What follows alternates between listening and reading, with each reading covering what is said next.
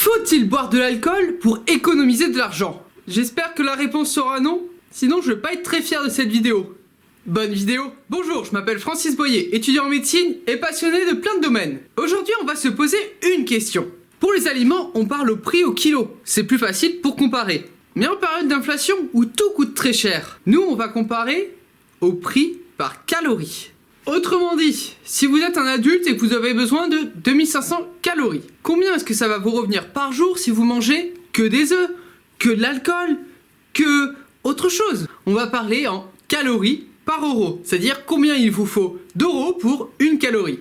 Bon, j'ai calculé tout ça, mais si par exemple on prend pour les pâtes, par calorie, il vous faut 0,00042 euros. Ça va pas être très facile à se représenter. Donc on va se représenter sur un apport journalier de 2500 calories. Et par exemple, pour les pâtes, si vous mangez que des pâtes pendant toute une journée, vous avez besoin de 1,05 euros. Pourquoi toutes ces questions?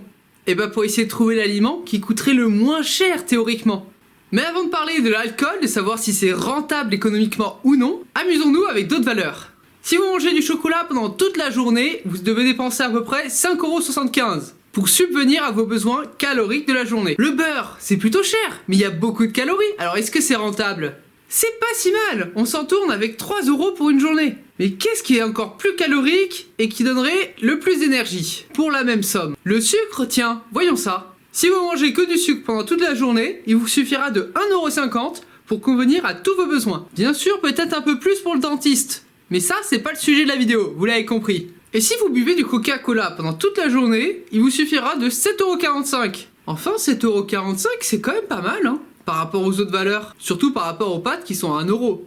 Quelques valeurs surprenantes. Pour les lentilles, c'est seulement 2,50 €. Lentilles, c'est un produit plutôt sain. C'est pas si cher que ça finalement. Et souvent on dit qu'acheter un paquet de chips, c'est rentable, c'est pas si cher que ça. Et pareil, ça apporte beaucoup d'énergie. Eh ben non, c'est 10,75 € qu'il faudra dépenser par jour si vous mangez que des chips. Et les plats cuisinés, 22 € par jour si vous mangez que des plats cuisinés. 22 €.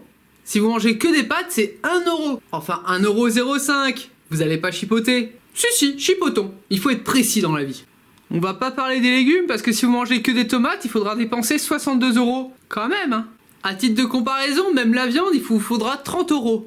La moitié. Mais venons au vif du sujet. L'alcool, est-ce que c'est rentable? Si vous buvez que de la bière blonde, il vous faudra 9 €. Ça reste élevé. Si vous buvez que de la vodka, il vous faudra 17,45 €. Donc certes, les alcooliques ont quasiment pas besoin de manger parce que leur apport vient tout de suite de la boisson. Mais ils vont dépenser plus chaque jour pour subvenir à leurs besoins. C'est un peu embêtant cette vidéo. On a rapporté tout au côté financier, même si c'est marrant, je trouve, présenté comme ça, et pas du tout sur la qualité nutritive. Alors on va faire un tout petit détour. Je suis très sportif, alors j'essaie de manger pas mal de protéines par jour. Mais comment faire? Les lentilles, les steaks hachés, la poudre de protéines? D'après vous, qu'est-ce qui est le moins cher par gramme de protéines? Autrement dit, si je veux 150 grammes de protéines, il faut mieux que j'achète des lentilles, de la poudre ou du steak. Je vous les laisse mettre en commentaire, on verra si vous avez juste. Pour les lentilles, c'est 0,013 € par gramme de protéines. Pour les œufs, c'est plus de 10 fois plus, 0,18 € par gramme de protéines. Et la poudre que vous pouvez acheter, c'est 0,046. Donc, le moins cher, ça reste les lentilles. C'est moins cher que la poudre que vous achetez si vous voulez avoir beaucoup de protéines. Et on se rend bien compte à quel point les œufs sont très chers par rapport à ce qu'ils apportent. Que conclure de cette vidéo? Déjà, l'alcool, c'est pas une bonne idée. Par contre, les pâtes, c'est l'évidence, mais c'est vraiment le plus efficace. Et rajouter du beurre dans les pâtes, ça vous apporte de l'énergie, mais par calories apportées, c'est moins économique que manger que des pâtes. Le plus surprenant est les lentilles. Il vous suffirait de 2,5 € par jour si vous mangez que des lentilles. Et c'est aussi ce qui vous apporte le plus de protéines quand on rapporte ça au prix en euros. Et on a vu aussi le coût faramineux des plats cuisinés. Il vous faudrait 22 €. Voilà, j'espère que cette petite vidéo vous aura plu. Moi, je me suis bien éclaté. J'ai trouvé ça marrant de trifouiller les chiffres et de tourner le problème à l'envers. Donc le beurre dans les pâtes, on va éviter. Les lentilles à fond. Et les pâtes, c'est pas si mal. Abonnez-vous!